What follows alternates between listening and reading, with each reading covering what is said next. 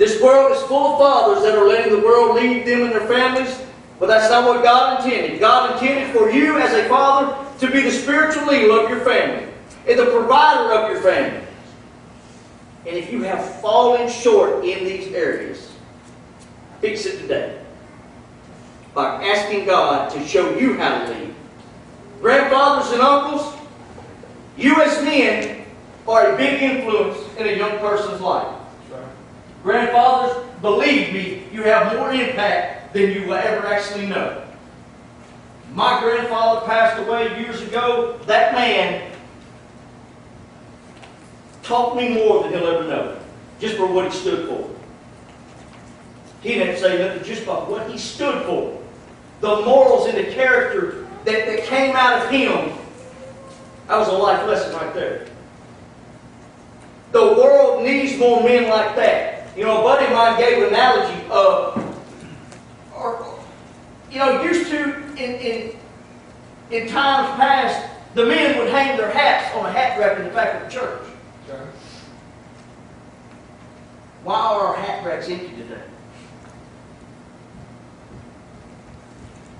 The men that wore those hats were respected. They were godly men. They stood up for what was right. If it was wrong, they would tell you it was wrong. What's wrong with our hat racks today, man?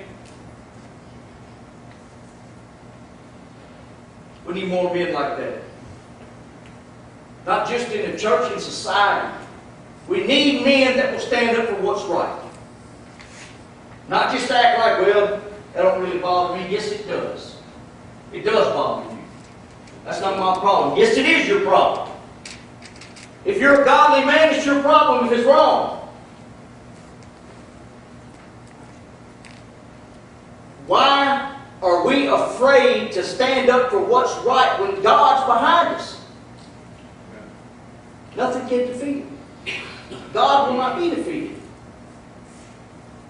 If there's ever a time in the history of the world that men need to stand up, it's now.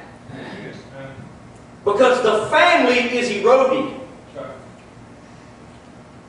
It's being washed away by this world. Homosexual marriage, that's our fault. We sat on the sidelines and didn't say a word. And it happened.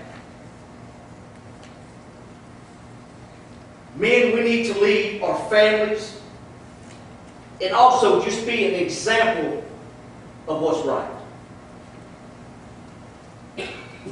Mr. Karen, come forward.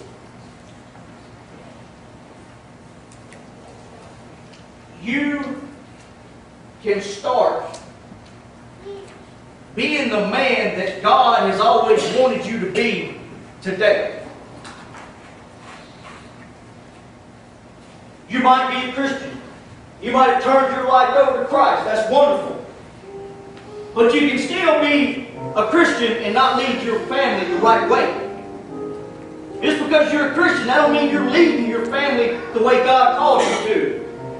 I called myself a Christian. I wasn't leading my family the way I was supposed to. It's not too late, man.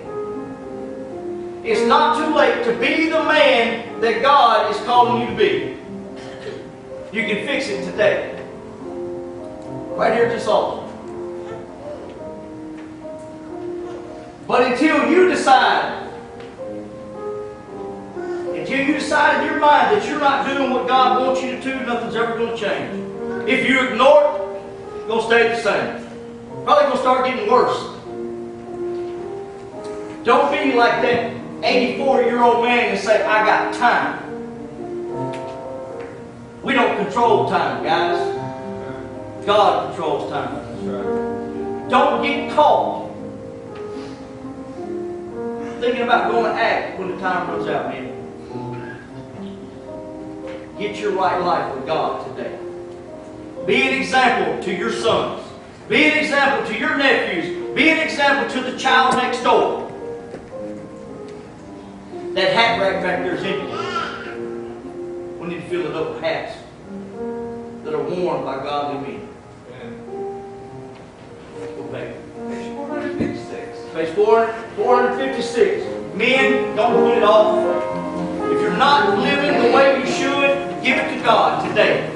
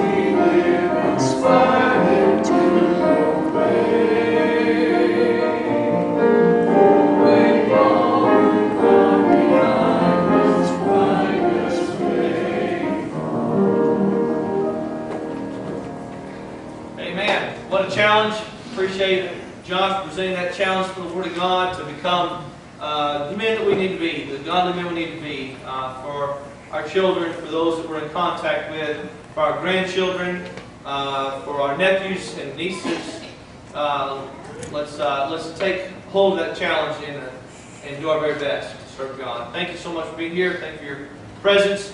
We will not have services tonight. We're dismissed tonight. It's Father's Day. Enjoy being with your family. Spend time with your family. Spend time with your family in the Word of God. And I will see you, Lord willing, again Wednesday. We will have Wednesday service. Next Sunday night, after business meeting, we're eating. Amen. Building grounds needs to meet right at church. Building grounds needs to meet right at church. Meet right wherever. Right here. Right here to work. Our baby bottles, thank you for all who turned those in. We know some are still coming in, so we're going to wait another week to turn them in. So if you want to bring them next Sunday, that would be great. Okay, so you bring it. If you got a baby bottle, bring it next Sunday. We'll turn it in. Thank you for all those that have supported that. Great cause. Most of this goes to women and infants in the womb where there's no godly men. Think about that. No godly men. Godly men say, hey, let's work. Let's do our best for these children. So let's be in prayer for that. Be in prayer for the ministries at hand. Thank you again for being here. Let's close out in a word of prayer. Brother Clinton, would you dismiss us, please, brother? Heavenly Father, we bow in your presence here this morning. Lord, we know we're in the world. Seek you, but Lord, we know you're merciful God. Lord, grace. God, thank you. Lord, we just come to you giving you thanks, Lord, for our health, our well-being. We know sometimes we don't feel great as we should, but Lord, we know that we're always better off than someone beside us. Lord, we thank you for the blessing so that we jealous. Lord, I thank you for Lord, you bless me and my family. Lord, I ask you to thanks. Lord, bless each one. Watch over and care for them. Continue to bless each one. Lord, we thank you for the message we heard today. Thank you for the Josh study you put in preparing this message. Lord, we just pray that we as men might be better fathers, be better men of the church.